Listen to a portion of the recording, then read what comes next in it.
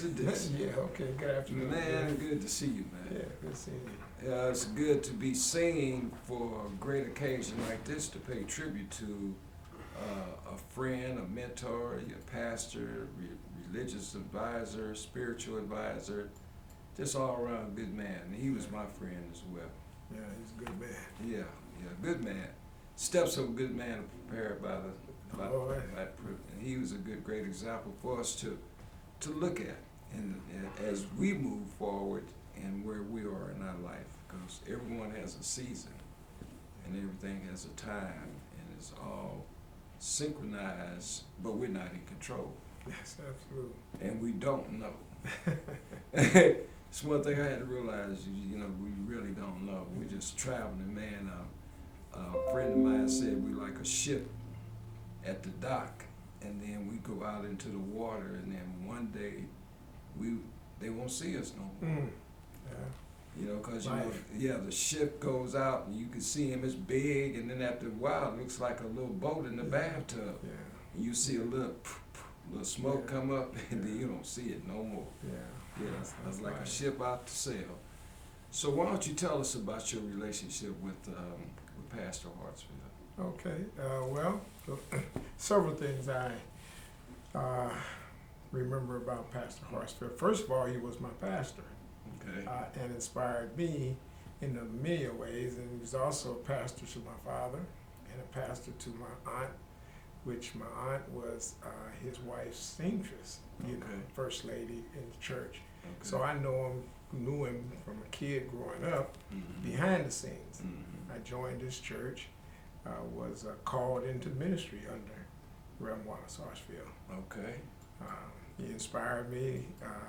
I had a little bit of different kind of philosophy about marketplace ministry, and when I decided to make a move, he thought I was going to come up within the normal tradition church, and before I went on my journey, he was there and gave me counsel and gave me wise counsel, and I found him to everything he said in that meeting was correct, So I came back, rejoined the church, and been there ever since. Good for you. Good for you. So I think I went to your wedding. Oh, yeah, that's right. He did marry. Yeah. I think you got some horses and carriage and stuff like that. White top hat and all that. Yeah. I remember that. It was at Metropolitan Baptist Church. Baptist Church. Yes. So when we talk about change. What's your experience with Reverend Hartsfield when you think about change? As a man.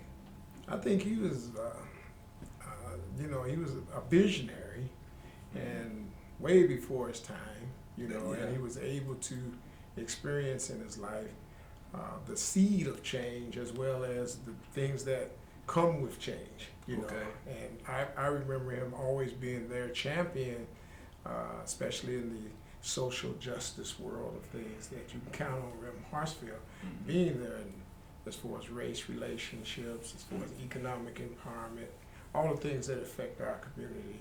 I see where he was right there and as a leader and exemplified leadership in those type of movements. I even believe that he was involved with some of the things that Martin Luther King, I always say he's the Martin Luther King of the Midwest, of our city. I recognize his talents and his spirit as such, and equated to as such. He didn't run for politics or, but he influenced politicians. So if anybody, that's power to me, and that's my pastor. Yeah. It's not thinking about Reverend Hartsfield when you said that. It's not about sitting in the seat. Often it's about influencing the seat. Yes. That's the real power, yes, like you say. That's the power. Because yes, if you have influence, it means you built a relationship. Yes, sir. And that's what he was good is getting consensus with a relationship. Everybody I know, black, white, would come to him and say the Godfather, Right. and he had that kind of persona. Right. And And most of the people that listened to him were successful, Right. you know, in their pursuit. Right. Now, so you say your father went to church in Metropolitan. My aunt, really, you know, but my father was his physician. Okay. You know, so that was the connection. Okay. Okay. Now, and so you went under the ministry of Hartsfield as your advisor. So explain that. Spiritually, you know, in a sense, I never really disconnected from Metropolitan. He was my father in the spirit. I was birthed. My spiritual birth was up under him, and as usual, usually when that happens, you serve under a person that you're inspired to or called into the ministry for. Mine was always there, but I didn't serve in, you know, I didn't come up, I was as the normal, how other pastors and associate pastors. Non-traditional. Right. And he kind of, I shared with him my vision, and I pursued it. And I remember him bringing me a book. He said, "Young man, you need to read this book," you know. And it was at that time there were several ministers that you might know that grew these mega churches, and I was kind of on that path to think, you know, the Word of Faith movement was really high in that time. Creflo Dollar, T.D. Jakes, and all those guys were. And I really was inspired because they're doing things outside the church, so to speak, in ministry, in business. And I come from a business background. So I went to study with those guys, you know, where little did I know that, you know, I was sitting right in the presence of a pastor that was also a businessman, you know. But sometimes you can't see the forest before the trees, you know. And so he guided me. I got involved into, I believe the movement was the Full Gospel Baptist Church, you know. And he asked me a question: what is the full gospel? I didn't really get it right then, you know, but that's what they were following, or that's what they were organizing. So I understand now what the full gospel is. And he was saying, you know, it was a bunch of renegade guys that, you know, really breaking away from the basic Baptist convention. They had these mega churches, and they had to want to, I guess, grow their own convention, you know. I don't believe that exists today anymore, you know. And so he even birthed some of them, you know. So at that time, you know, I liked their moves, and I kind of went after that. You know, I studied senior pastors, and God has led me to be sort of like a bridge between entrepreneurs, CEOs, and senior pastors. So that was really my motivation of going to their churches or going to their ministry and get involved.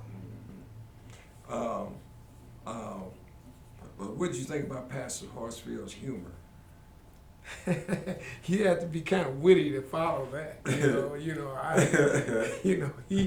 you have to sit back and think, and then all of a sudden, some of you would get it, you know. As far as my experience with it. Yeah. But he was, I would say, very witty in his humor, you know, and then you get it, or the smile, or break out into a laugh. Right. You know, sneak up on you. So are you in the pulpit there now? No, actually, I'm in the. You know, his son, you know, we kind of grew up together, and his son has one of his goals is to be a church for the city. So I'm involved in that area. I haven't got in the pulpit yet, you know, as far as preaching and teaching, even though I am ordained too. But I find doing the work out here in the workforce is where I represent Metropolitan in the city. Right, that's good. That's good. Now, and so you opened up another location here in Kansas City. You mean food-wise? Yeah. Well, it's over on the other side. Yes, Kansas. That's what I do. I start up restaurants, you know, and flip them or run them, flip them. I'm a restaurant really concept developer, more so than an operator. Okay. So if I see a turnaround is what I call it, I'll go ahead and give it a concept, you know, and, you know, most of the time now I stay behind the scenes and encourage the younger guys to get in and do their thing. If they can see it. Yeah. Because that's the problem. It can be sometimes. Yeah. What's the name of your place? This one is called Big Eyes. Big what? Big Eyes Shrimp Dock. Big Eyes. Big Eyes, like Popeyes. Yeah, yeah. Big Eyes. Okay, that's pretty clever. Yeah, guys. yeah. That's kind of your mode of operation, a little clever there. Right? Yeah, well, you gotta have a good name, a value proposition. Yeah, you know. value proposition, right. Well, listen, is there anything else you could think of about Reverend Hartsfield?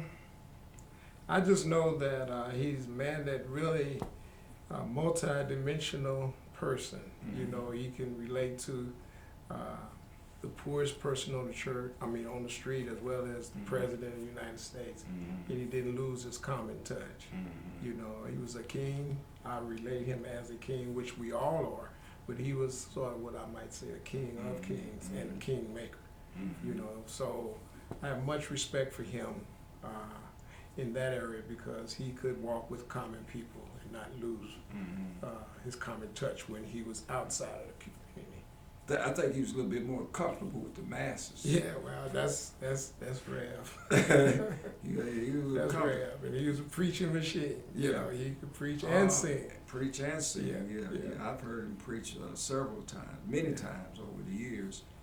Why don't you give us a closing remark about your friend, Pastor Reverend Dr. Wallace Hartsfield? Why don't you talk to the people and give them your closing remarks? Well, I don't want to close the door on Pastor, you know. That's a good thing. I like that. You know, he still lives, his spirit still lives in me and many of us that knew him, just passing on from one dimension to another. So I can't close on him, you know. I just hope to live as long as he did. You know, he lived a long life and he touched many lives. And so I could just say, for all those that he touched lives, you know, Pastor Hartsfield was a great man of God and also a great father. Yeah.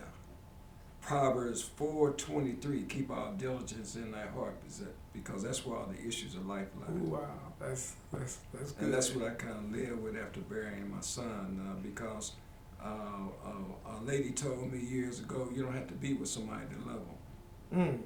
And they don't have to be here to love. So it's a spirit thing in your heart. Yes, sir. Hey, Vewiser, I appreciate you coming by. Cascade, you know this guy Carlos Nelson. I know him, strong warrior. Yeah, he's gonna be one of our leaders in this media world. Absolutely. In Kansas City, Missouri. Absolutely. I'm trying to teach him the road to success is always. Only person I know that speaks truth to power.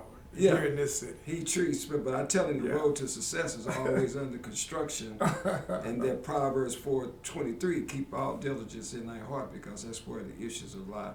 And sometimes we just have to be a shining example, right? That's absolute. Because your little light will shine. Yeah, absolutely. Amen. Vewiser, thanks again. Peace be with you, my brother. Same to you. All right.